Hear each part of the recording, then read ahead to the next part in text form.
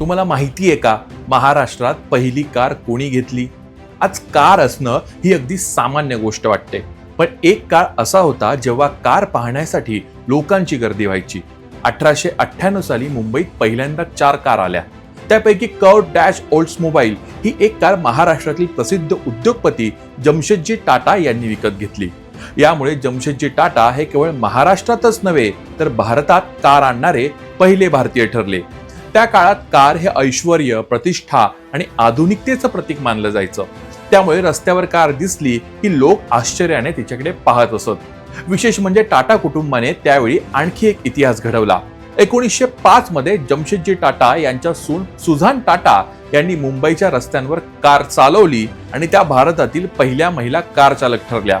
आज महाराष्ट्रातील लाखो गाड्यांच्या प्रवासाची सुरुवात ज्या व्यक्तीपासून झाली ते नाव म्हणजे जमशेदजी टाटा. लाऊड महाराष्ट्राला फॉलो करा आणि सबस्क्राईब करा. धन्यवाद.